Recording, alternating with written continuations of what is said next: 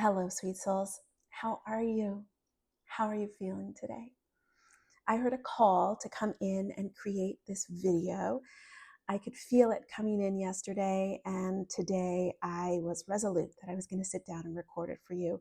It's a little bit different than a resonance message, and it is bubbling up inside of me, I think, for a reason and for a purpose. So I'm going to share it with you today. And it's about the soul, my soul, your soul, and the most vital message I've ever received from my own soul, from the calm and all-knowing wisdom and language that surfaces from within when we get quiet, when we listen. It is our truest compass, our most sincere guide, and it reveals our soul truth.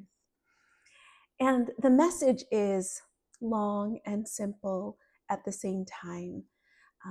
In short, what you think is self-care, what the media and society and systems tell us is self-care, is not the ultimate self-care.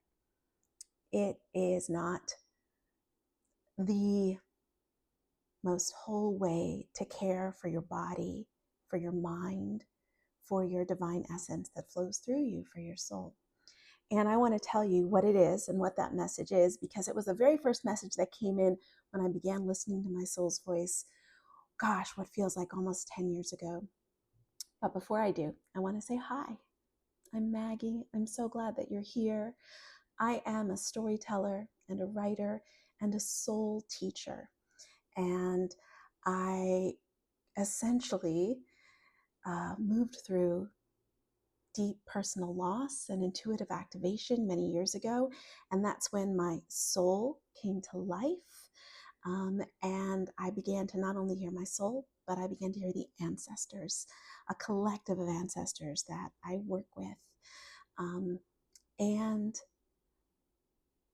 I do lots of things right now, but very focused on hearing the call to make videos for you. You can learn all about me at two sites that I run, wearemagic.studio, which is where I share video and audio and messages and stories and images. And you can go to maggiebatista.com to learn more about me professionally and book a one-on-one session with me if you'd like to speak with the ancestors. But we're not here for that today. We're here to talk about the deepest form of self-care that there is. And I'm going to just take a moment, breathe. I'm going to breathe. You're welcome to breathe with me. I'm just going to drop in for a second. And I'm going to take in a breath through my nose and release it through my mouth. And you're welcome to do that with me too if it feels good. It felt really good, so let's do it again. In through the nose and out through the mouth. Thank you. So this deep form of self-care is the first message, one of the first messages I ever received from the soul. I was moving through tumultuousness and tragedy and literal death and figurative death. And at one point, I was sitting there in stillness, because stillness is where you can most loudly, most strongly hear the soul, to hear your own soul. And I was sitting in stillness and I heard the soul say, the best thing you can do for yourself now and always is to choose yourself, hold yourself, and soothe yourself, period. Through anything you move through in this lifetime. And all the other things that people outside of you say is self-care, getting a facial, getting a massage, getting your nails done, shopping, going for a walk, all of that is fine. There's nothing wrong with that. There's no judgment around it. We approach all of it with neutrality. And also, the truest form of self-care is to be still with yourself and make choices from your divine essence, from your soul. Your soul is your divine essence. It is the calm and all-knowing wisdom and language that surfaces from within when you get quiet and listen. And when I started hearing my soul really clearly, I started to write stories, and I started to sort of become a bit of a vessel for the messages from my own soul. And then I started to realize that like other people resonated with these messages that were less like quote unquote downloads and more like a remembering from some other time in this lifetime or some other past lifetime, some other dimension. And the first thing the soul said to me, choose yourself, hold yourself, and soothe yourself, was so profound for me. And it really helped me change my entire life, make radically different choices, and make sure I was tending to myself as I made those choices, as I decided to take a slightly different path than I had been on for so many decades. And I think that the soul told me these things: choose yourself, hold yourself, and soothe yourself. Because, one, we are here to honor this vessel, this body, this brilliance, this purpose, this drive, this mission, this heart and soul that lives within us. We are here to honor that, to follow its call as it speaks to us.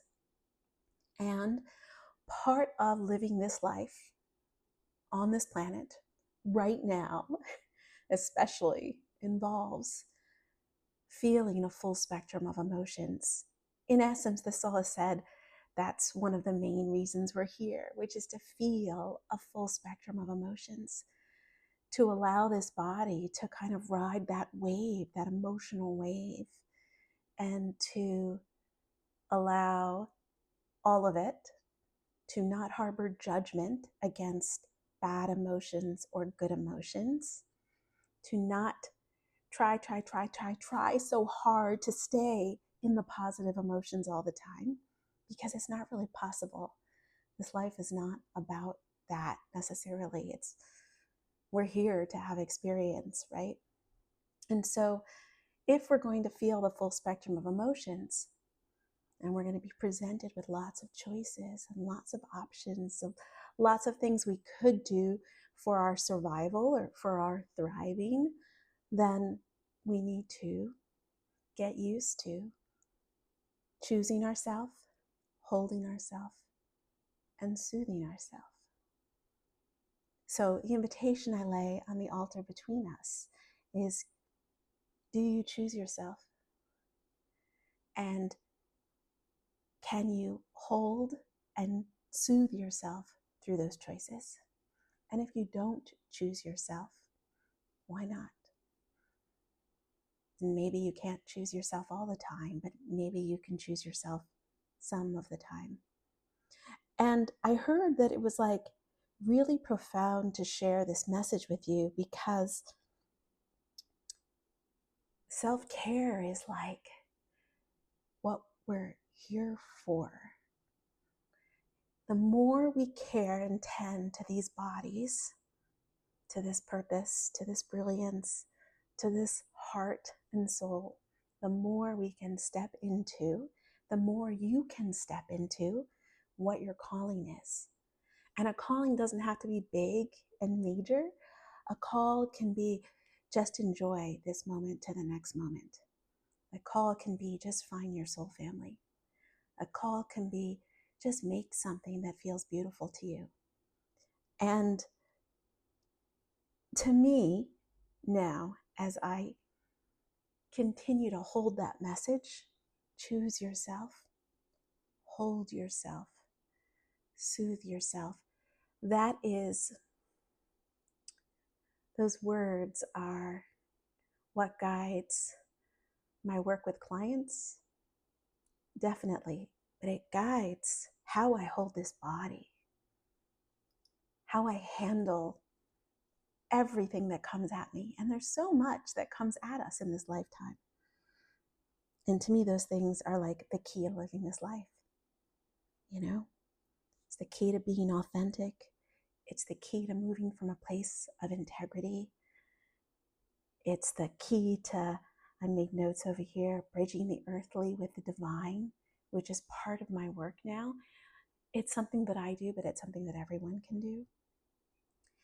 It's the key to allowing, and it's the key to allowing peace and calm. And my quote unquote success, if there is a success measure, which there isn't really, but if there was, the soul says really that finding and allowing peace and calm in the body may be the success metric, right? And I know that there's so much coming at you right now. There's so much coming at me. There's so much that's being said around you. So much of the external world wishes to tell you how to live and how to be and how to survive. They even want to tell you how to thrive. But my invitation to you is to go within, is to find some stillness, even in just a few moments of your day, and allow yourself to bask in peace and calm, the peace, the calm that surfaces from within when you get quiet, because it's in that space that you can listen. You can listen to yourself. You can listen to all the voices within, because the soul is kind of like the ringleader of all the voices within.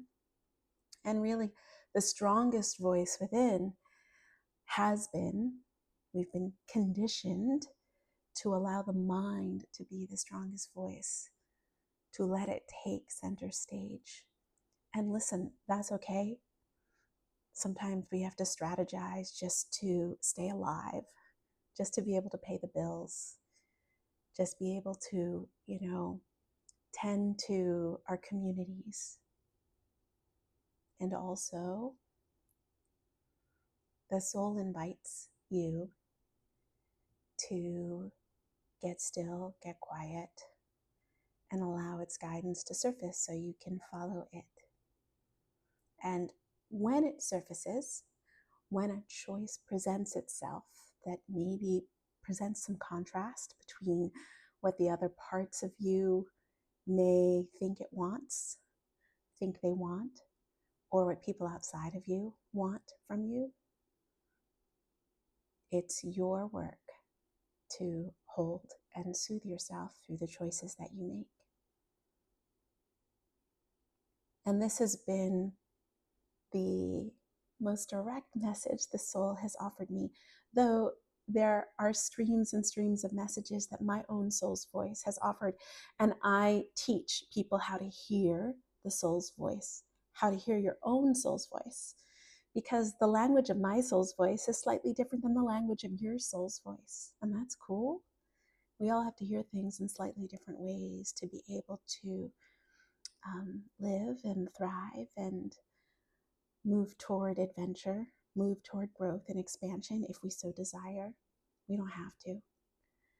Many of us prefer comfort and cozy, and there are parts of me that prefer that too. But the more I listen to my soul, the more I allow myself to pursue adventure, to pursue newness, to try new things, to learn more about me, my body, my brilliance, my heart, all the parts of me, my pain, all of it. And the more I listen, the more I'm able to allow it and then transmute all of it, especially the pain, into prosperity or progress as it feels good. So that's the message that I wanted to leave with you. Choose yourself, hold yourself, and soothe yourself. That is the ultimate form of self-care. That is it. And that feels like enough for the altar today. So I hope this message resonates. If it does, feel free to like or leave a comment. And again, you can learn more about me on my other websites. They're linked in my profile.